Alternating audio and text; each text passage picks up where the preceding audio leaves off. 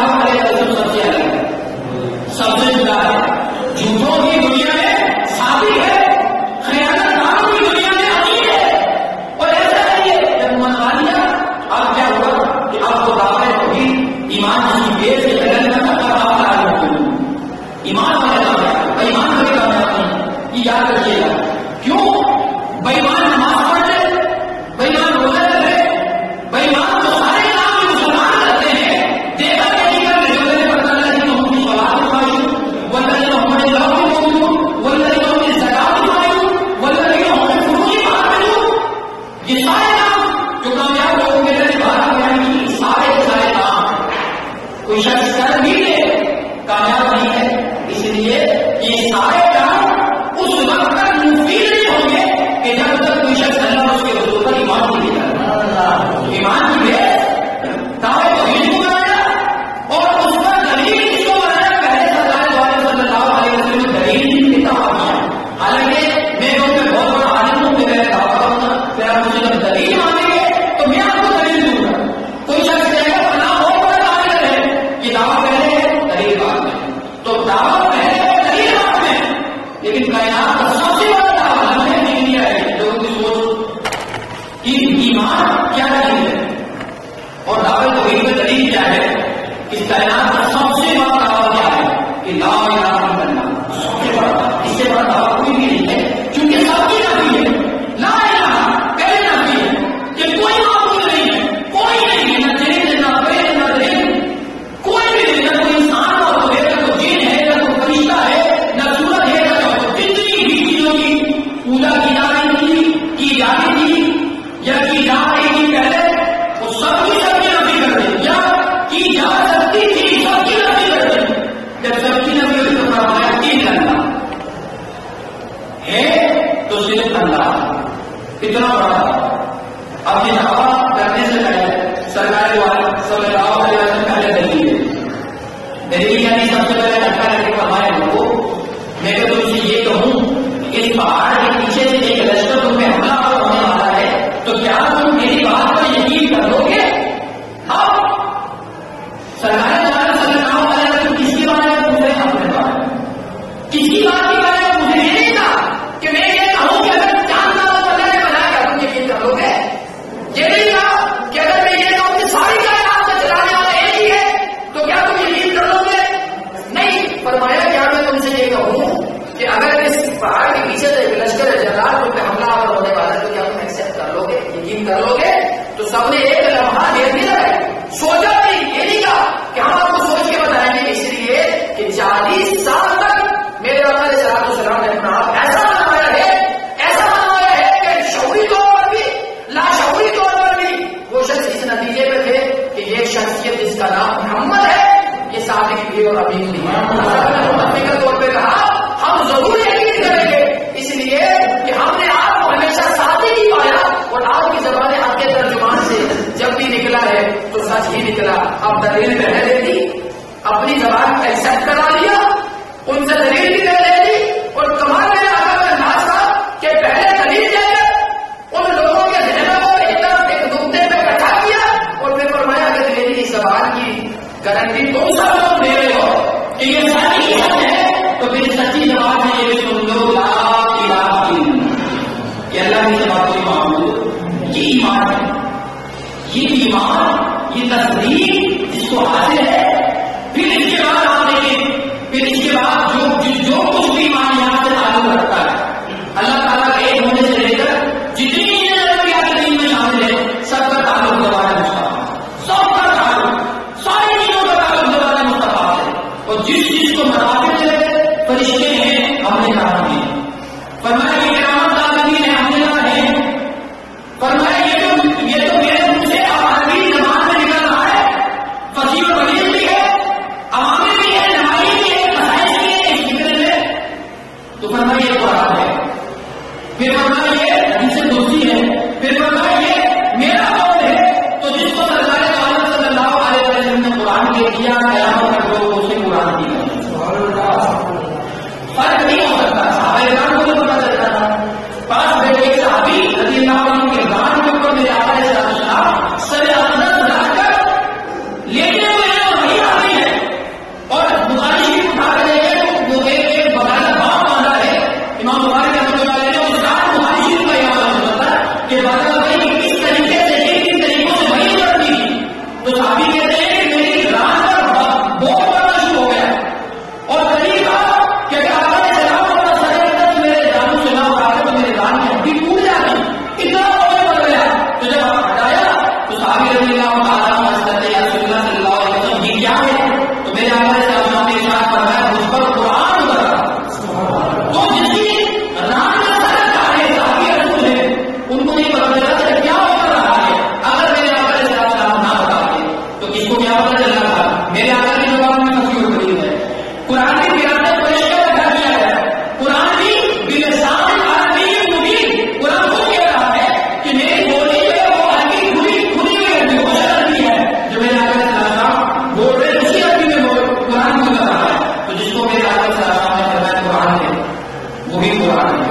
جس کو فرمایا یہ حدیث قدسی ہے کہ بات رب کی ہے لیکن زبان نہیں ہے، لیکن بات رب کی ہونے کے باوجود یہ قرآن نہیں ہے، قرآن کے علاوہ ہے، تو اس کو ہم نے کسی صورت کا حصہ نہیں بنایا، کسی صورت کا حصہ نہیں بنایا. اور پھر اس کو کہا یہ میری بات ہے، میری بات ہے کہ قرآن نہیں ہے، حدیث قدسی نہیں ہے. اب قیامت تک لوگ مجھے حدیث نبوی کہیں گے، بخاری شریف میں کوئی ملے گی، مسلم میں ملے گی، ترمذی میں، نسائی میں، ابن ماجہ میں، تو اب کیا ہوگا؟ رب کہ تحقیق مومن کامیاب ہو گئے کہ جو لوگ ایمان لے کر آ گئے، اللہ کو مان لیا، محبوب کو مان لیا، پھر محبوب نے جتنی چیزوں کو منوایا ہے سب کو مان لیا. اور یاد رکھیے گا یہ مانتے چلے جانا، بغیر کسی شرط کے ماننا، بغیر کسی شرط کے ماننا. یہ ساری چیزیں جو ہے کہ مرحوم منت ہوتی محبت کی، محبت جہاں محبت ہوتی ہے وہاں مانتے چلا جاتا ہوں. جس سے محبت ہے اسی ماننا چلا جائے گا، ماننا چلا جائے گا، ماننا چلا جائے گا. اصل کو نہ نہیں ہے. صحابہ کرام نے سرکار صلی اللہ علیہ وسلم سے محبت کی، بے انتہا محبت کی، اور سرکار صلی اللہ علیہ وسلم کی ہر چیز کو مان لی. جس کو منوایا مانتے چلے گئے. تو کل آپ کا حال میں ہوں کہ تحقیق مومن کامیاب ہو گئے کہ پہلے ایمان لے کر آؤ، ایسا ایمان لے کر آؤ، اللہ کو ایسا مانو، اس کے حبیب کو ایسا مانو کہ تمہارے دل کے اندر اللہ اس کے محبوب کی محبت پیدا ہو جائے. اب اللہ تعالیٰ نے شاید کرنا جب اس کیٹیگری سے گزرو گے، جب یہ چیز تمہارے اندر پیدا ہو جائے گی تو اگلی بار اللہ تعالیٰ نے شاید کرنا محبت جو آئے گی تو تمہیں یہ ساتھ نہیں ہونے چاہیے. محبت تحقیق پیدا کرتی ہے، محبت عمل کی طرف بڑھتی ہے، محبت وہ کام کراتی ہے جن کاموں کا تعلق محبوب کے ساتھ ہوتا ہے. اب وہ کیا تھا؟ پہلی بات اللہ تعالیٰ نے دنیا کے اللہ کی سوالات کہ نماز ایمان لائے ہیں بس اتنا کافی نہیں ہوگا. ہم مسلمان ہیں، ہم مومن سارے ہمیں گھر مسلمان لے لیے رہن سہن گھر مسلمان، ہمارا انداز، ہماری سوچ جو کسی مسلمان کو نقصان پہنچا رہا ہے. سوچیے نا کہ مسلمان کی سوچ المسلم مسلم ہونا میرے ساتھ ہو جائے گی. فرما مسلمان تو وہ ہے جس کے ہاتھ اور زبان میں دوسرا مسلمان تکلیف میں نہ کرے، محفوظ رہے. مسلمان نہ زبان سے کسی کو تکلیف دیتا ہے نہ ہاتھ سے کسی کو تکلیف دیتا ہے. آج معاشرے میں مسلمان بنایا جا رہا ہے، ستانے والا مظلوم بھی مسلمان، ظالم بھی مسلمان، دھوکہ دینے والے بھی مسلمان، دھوکہ کھانے والے بھی مسلمان، ناجائز مقدمہ بازی میں مبتلا کرنے والے بھی مسلمان ہیں، اور وہ مظلوم ناجائز مقدمہ کی چکی میں بھی مسلمان ہے. لوگوں کو خون چوسنے والا بھی نام نہاد مسلمان ہے، اور جو اس کا خون چوسا جا رہا ہے وہ مسلمان ہے. تو اور کو کرے اللہ تعالیٰ یہ فرما رہا ہے کہ مومن کامیاب ہے. یہ کیوں ہے ایمان کی بات اللہ تعالیٰ نے سب سے پہلے کی ہے؟ اس لیے یہ ہے کہ جو شخص ایمان لے کر آئے گا اس طرح سے جس طرح دعوے کا حق ہے تو پھر سوال پیدا نہیں ہوتا کسی کو تکلیف. صحابہ کرام علیہ رضوان اگر ایمان لے کر آئے، بہترین لے کر آئے، ساری نہیں کسی کو تکلیف دی. انہوں نے خود ڈگری نہیں کروایا محمد رسول اللہ، محمد اللہ کے رسول ہے. والذین معه کہ وہ لوگ بھی ان کے آس پاس ہیں جو ان کے ساتھ ہیں. فرمایا اشداء علی الکفار، کفار کا رنگ شدید متشدد ہے، سخت ہے کفار کے لیے، کفار کے لیے ہے. بڑا رحماء بینہم، آپس میں جو ایک دوسرے میں جان دیتے ہیں. شیر و شکر ہے، یہ شیر و شکر کس چیز نے کیا ہے؟ کہ ایمان نے کیا ہے. پہلے ایک دوسرے کی دشمن ہے، ایمان لے آئے ہیں تو شیر و شکر بن گئے، ایک دوسرے پر پھر جان مارنے والے ہو گئے. تو کیا پتہ چلا ہے؟ پتہ یہ چلا ہے کہ ایمان اگر زبردست ہے تو پھر آپ ہر اچھے عمل میں لگ جائیں گے.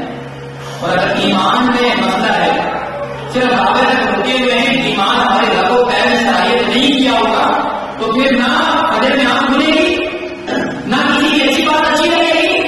پھر کیا ہوگا؟ اپنا دوسری بات کیا جائے، اس دنیا کو جنت بنایا جائے، آخرت کو داؤ پہ لگا دیا جائے. یہ بات نہیں اللہ تعالیٰ نے نہیں تعریف کی. فرمایا ایمان لے کر آئے، فرمایا اللہ نے ان کی صلاح کے خواہشوں، وہ لوگ کامیاب ہیں جو اپنی نمازوں میں گر گراتے ہیں. فرمایا اللہ نے ان کی صلاح کے خواہشوں خوشو کرتے ہیں، گر گراتے ہیں، نمازوں میں گر گراتے ہیں. ہمیں تو 80 سال ہو کر نماز پڑھتے ہیں، ہم نے تو اپنے کاروبار اپنی دکانوں کا حساب نمازوں میں کرنا ہوتا ہے. ہمیں تو ہر وہ کام ہر بھولی ہوئی چیز ہمیں نماز میں کرانی ہوتی ہے. رب کو ہمارے گر گراتے ہیں. یہ گر گرانا کیا ہے؟ کس کے آگے گر گرایا جاتا ہے؟ ارے محبوب ناراض ہونا، محبوب ناراض کوتاہی کر دی ہے، محبوب ڈوب گیا ہے تو گر لایا جاتا ہے. کبھی محبوب کو منایا جاتا ہے اور کبھی محبوب کی ناراضگی کو مد نظر رکھتے ہوئے اس کو شوق میں مبتلا ہوتا ہے بندہ. پر وہ نماز کو اس طرح پڑھتے ہیں جب نماز میں حاضر ہوتے ہیں. حضرت علی بن مرتضیٰ شیخ خدا کرم اللہ تعالیٰ وجہ کریم جب نماز پڑھنے کے لیے کھڑے ہوتے ہیں حضرت پیلا پڑھنا تھا، بڑا بڑا سورما آپ کے سامنے آتے، آپ نارمل ناچنے جاتے تھے، کوئی ٹینشن نہیں ہوتی تھی. بڑے بڑے سورما آ کے آپ کے سامنے آ کر جنگوں میں وہ ہوتے تھے. حضرت علی کوئی ٹینشن نہیں تھی، لیکن نماز میں کھڑے ہوتے حضرت پیلا پڑ جاتا. لوگوں نے کہا بڑی بڑی عمارتوں میں بڑے بڑے جنگوں میں آپ کو دیکھا ہے، یہ حالت نہیں ہوگی، نماز نہیں آتا. آپ نے فرمایا تم دیکھتے نہیں ہو علی، علی کس بات کا حقیقی کے مالک ہوگا. یہ نماز ہے یار. سخت سردی کی رات میں حضرت فاطمہ الزہرا رضی اللہ تعالیٰ عنہا ایک سجدے میں سر رکھتی ہیں. ابھی جو سجدے میں سر نہیں اٹھایا دوسرا سجدہ کرتا ہے، رات ختم ہو جاتی ہے، گرائے آبشی فجر کی اذان دینے ہوتے ہیں. معصومیت سے سر اٹھاتی ہیں نبی والا میں بیٹی مولا تو نے نماز اتنی چھوٹی بنائی ہے کہ فاطمہ کا ایک سجدہ بھی پورا نہیں ہوتا. ارے یہ نماز ہے، 3 رکعت سے بہت زیادہ چلی تبھی تو شاید جان سے نکلے گا. ورنہ نماز کو تو نکال یہ ہے گڑ گرانا. اب بنا خدا کی طرف جا ایسی نماز جو نماز میں گڑ رہا ہے، ہو رہا ہے، جو نماز کے اللہ کی بارگاہ میں حاضر اقدام حاضر ہونے لگا ہے. یہ نماز اس کو نصیب ہوگی جو اللہ تبارک و تعالیٰ پر ایمان بھی لے گا اور اللہ تبارک و تعالیٰ اس کے محبوب سے محبت بھی کرے. جو گڑ گراتے ہیں یہ بڑا ان کی نمازوں کا حال ہے. اور پھر نماز والا جب ہم اپنے ڈاک میں ہر قسم کی دعوت کی یاد سے اعلان کرتے ہیں، ہمیں جہاں ضرورت ہوگی ہم وہاں جاتے ہیں. جہاں برا کام ہوگا کٹھے ہو جائیں گے. اچھائی کی طرف کوئی نہیں آتا، اچھائی کی طرف بلاتے رہیں گے. ہمارے پاس وقت نہیں ہے، ٹائم نہیں ہوگی دکان پہ. کیا کریں دکان پہ جاتے ہیں، کیا کریں دکان پہ تو ہوتی ہے فلانا کام جو کرتا ہے. مہمان آ گئے بہت اچھی چپ کر جاتے ہیں، کیا کر سکتے ہیں. وہ جو ہو گیا نہیں ہو تو بھائی بات یہ ہے کہ برائی کی طرف منی کے ساتھ ایک ٹانگ پہ کھڑے ہو کر دیکھا جا رہا ہے. لیکن اللہ تعالیٰ نے جن کی تعریف بیان کی وہ لوگ نہیں ہیں کہ جو برائی کی طرف دوڑ کے جا رہے ہیں. اللہ تعالیٰ ان کی تعریف کر رہا ہے. فرمایا وہ جو لفظیات سے باتوں میں ہو، کلام میں ہو یا فعل میں ہو، قول میں ہو، اس طریقے کا لفظ ہے، ٹی وی پر ہو، معاشرے میں ہو، گھر میں ہو، جس قسم کا تحریر میں ہو، تقریر میں ہو، موجود اسے اعراض کرتے ہیں، باتیں مارتے ہیں، اسے دور بھاگتے ہیں. اسے کون لوگ ہیں جن کو اللہ تعالیٰ نے کامیابی کی ڈگری عطا فرمائی ہے. ان آیتوں میں انشاءاللہ تفصیل سے بات کریں گے، آگے لے کر چلیں گے. یہ خشوع کیا ہے، لغویات کے اعلان کیا ہے، یہ سب انشاءاللہ جو ہے ہم ان پہ اور تفصیل سے بات کریں گے تاکہ میرے دل میں خوشی پیدا ہو، آپ کے دل میں خوشی پیدا ہو اور ہم اللہ سے ڈرنے والے ہو جائیں تاکہ ہمارے معاشرے کے اندر ایک مثبت تبدیلی آئے، ہمارے دکاندار میں تبدیلی آئے، خریدار میں آئے، دکاندار میں آئے، ہمارے گھروں میں آئے، گھروں کے سربراہ کے اندر آئے. جب ان میں خوشی آئے گا، گھر کے سربراہ میں خوشی آئے گا تو سارے گھر میں خوشی آ جائے گا. اگر گھر کا سربراہ ہی بالکل غیرت کو پاٹ کے اور غیرت کو یوں سمجھے کہ وہ شاپر میں ڈال کے بعد گھر میں بھیج آئے گا تو اس کے گھر کے جو باقی مددگار ہوں گے وہ تو بیچارے وہ کچھ کریں گے کہ جو کچھ آپ کے گلیوں محلوں میں ہوتا نظر آ رہا ہے. اللہ تعالیٰ مجھے آپ کو ہم سب کو ان تمام باتوں کو جو ہم نے آج سنی ہے ذہن نشین رکھنے کی توفیق عطا فرمائے. الحمدللہ آج 25 سفر